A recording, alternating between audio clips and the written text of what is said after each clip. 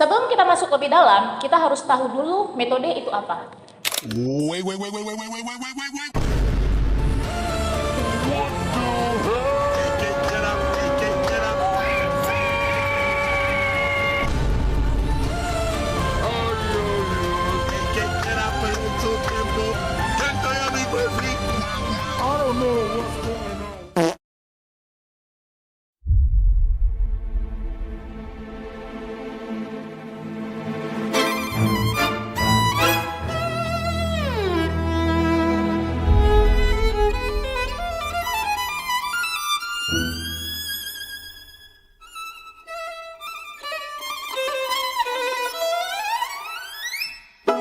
Pakai tanya.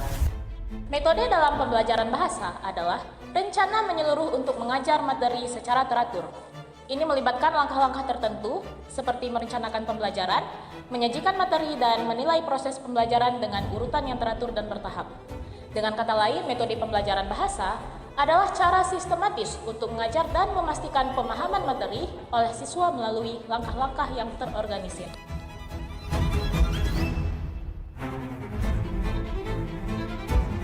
Sebagai guru, memiliki peranan yang sangat vital dalam membimbing siswa melalui proses pembelajaran yang efektif. Kualifikasi dan pengaruh guru memiliki dampak signifikan pada cara siswa memproses informasi. Guru harus berusaha untuk tidak hanya menyampaikan materi, tetapi juga menjadi fasilitator yang memotivasi dan membimbing siswa melalui perjalanan belajar mereka.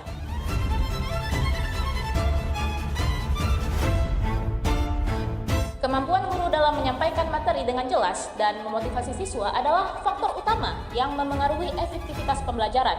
Selain itu, guru juga mempertimbangkan kebutuhan dan minat siswa dalam menentukan materi pembelajaran agar lebih menarik dan relevan bagi siswa.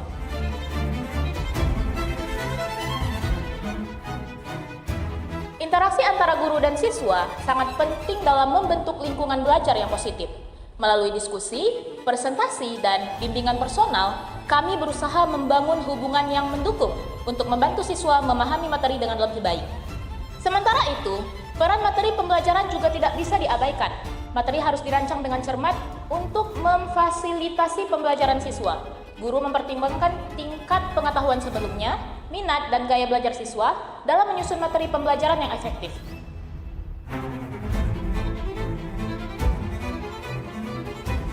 Tentu saja, asumsi tentang siswa membantu guru dalam merancang materi pembelajaran yang sesuai dengan kebutuhan dan karakteristik siswa. Ini bertujuan untuk memastikan bahwa proses pembelajaran menjadi lebih menarik dan bermanfaat bagi mereka.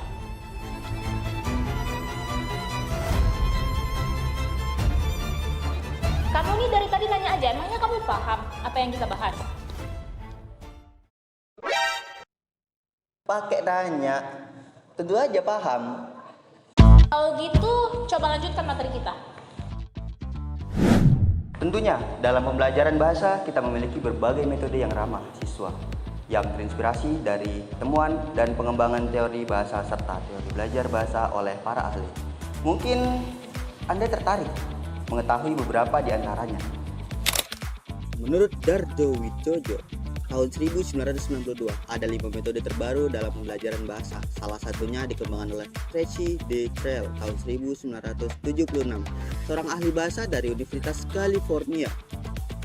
Metode ini sangat mengedepankan psikolinguistik dan pengembangannya. Prinsip utama psikolinguistik dalam pembelajaran bahasa menurut metode ini: pertama, penguasaan bahasa lebih difokuskan pada penggunaan bahasa dalam situasi alami, bukan hanya pada aturan gramatikal yang diajarkan secara terpisah.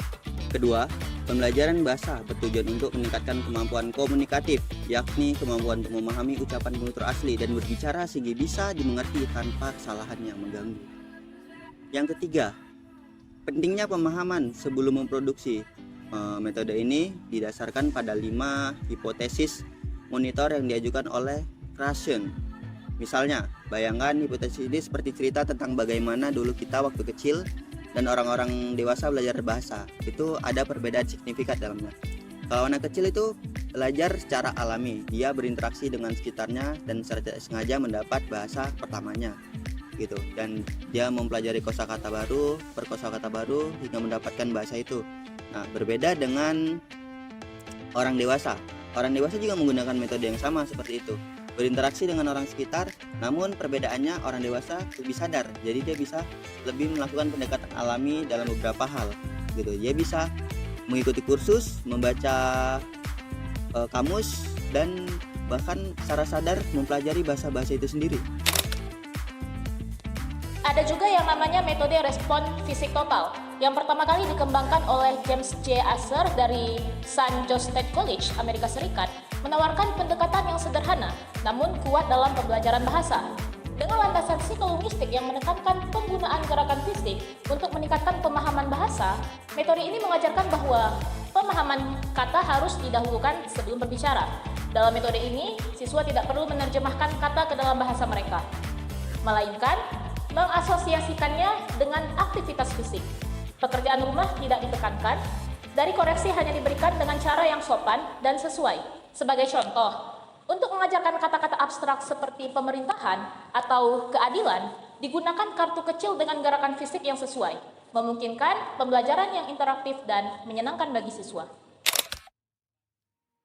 Metode Suggestopedia yang pertama kali dikembangkan oleh Georgy Lezanov pada tahun 1975. Nah, ini menghadirkan pendekatan yang unik dan menginspirasi dalam pembelajaran. Didasarkan pada prinsip-prinsip psikolinguistik, metode ini menekankan bahwa manusia dapat dipandu untuk belajar dengan memberikan sugesti yang tepat, dengan pikiran yang tenang dan terbuka untuk menerima informasi dengan mudah. Siswa diperbolehkan untuk melakukan yang namanya itu sebelum pelajaran itu untuk meningkatkan kemampuan super memori. Itu biasa dilakukan yoga. Sementara ruang belajar dirancang untuk menciptakan suasana yang nyaman dengan kursi yang nyaman, pencahayaan redup, dan musik yang mendukung. Pendekatan ini menggabungkan aspek-aspek fisik dan psikologis untuk menciptakan pengalaman pembelajaran yang mendalam dan menyenangkan bagi siswa. Nah, itu aja untuk metode Suggestopedia. Dari diskusi yang dilakukan, terungkap bahwa pemahaman tentang metode pembelajaran bahasa sangat penting dalam membimbing proses pembelajaran. Penjelasan tentang metode pembelajaran melibatkan rencana menyeluruh untuk mengajar materi secara teratur, sementara penekanan pada sumbangan psikolinguistik dalam merancang metode pembelajaran efektif juga menjadi sorotan. Diskusi juga menyoroti peran penting guru dalam membimbing siswa melalui pembelajaran yang interaktif dan bermakna. Metode pembelajaran yang dijelaskan seperti respon fisik total dan Suggestopedia menawarkan pendekatan yang unik dan efektif dalam memfasilitasi pembelajaran bahasa dengan menggabungkan aspek fisik, psikologis, dan lingkungan. Kesimpulannya, pemahaman yang mendalam tentang metode pembelajaran dan prinsip-prinsip psikolinguistik dapat membantu menciptakan lingkungan pembelajaran yang dinamis dan bermanfaat bagi siswa.